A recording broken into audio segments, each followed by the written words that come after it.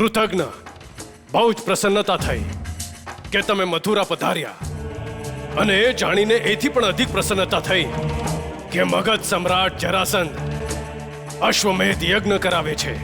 બહેન, અશ્વમેધ યજ્ઞ પછી પિતાશ્રી સમ્રાટ બની જશે.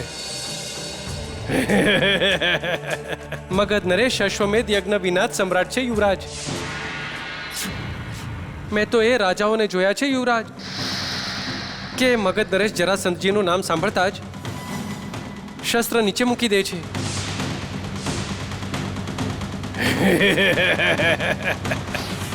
કૃતજ્ઞ,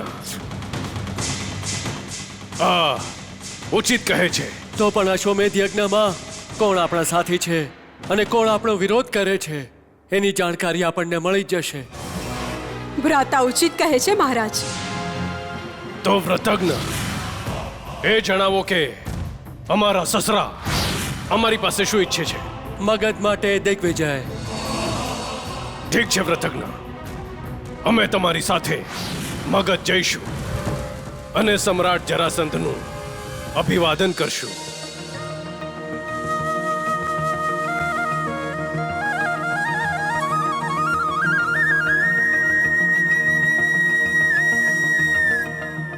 પ્રણામ દેવેન્દ્ર. શુભમ ભવતુ.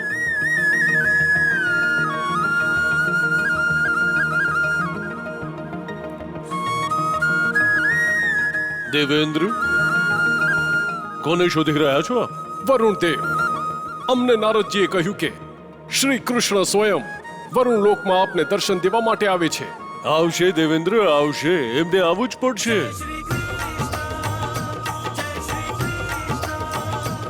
સ્વયંની ભક્તિ પર આપને આટલો વિશ્વાસ?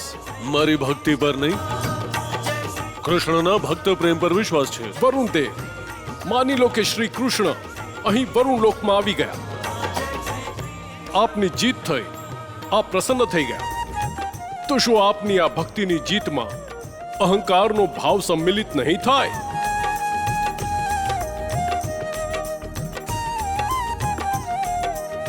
ભક્તિમાં તો સંપૂર્ણ સમર્પણ હોય છે ને વરુણ દેવ? દેવેન્દ્ર, ભગવાનના ચરણોમાં ફૂલ ચડાવવામાં આવે છે, મસ્તક પર પણ. ગળામાં ફૂલનો હાર પહેરાવાય છે. શું ક્યારે ફૂલો અહંકાર કરે છે?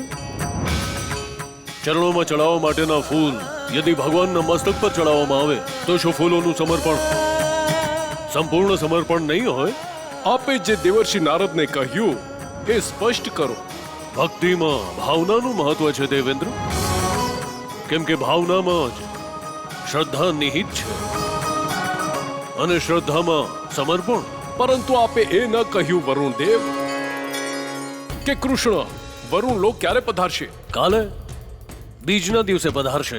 આજે એકાદશીના દિવસે કેમ નહીં વરુણ દેવ? એકાદશીનું વ્રત નંદરાયજી પણ રાખે છે. જ્યારે તેઓ વ્રતનું પારાયણ કરશે ત્યારે કૃષ્ણ વરુણ લોક આવશે. વ્રતનું પારાયણ?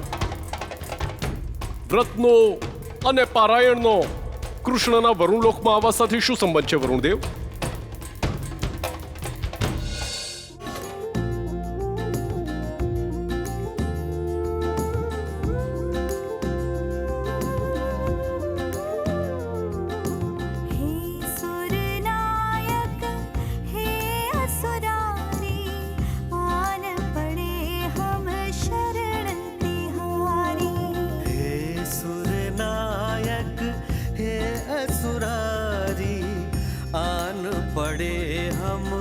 शरण तिहारी विनती की मोरी टेक राखियो, विनती की मोरी टेक राखियो, मंगल करण अमंगल हारी। सुरनायक हे असुरारी, आन पड़े हम शरण तिहारी। हे सुरनायक हे असुरारी, आन पड़े हम शरण तिहारी। વરુણ દેવ, કૃષ્ણ તો હજી પણ ગોકુળમાં છે. એમની વરુણ લોકમાં આવવાની કોઈ સંભાવના નથી દેખાઈ રહી.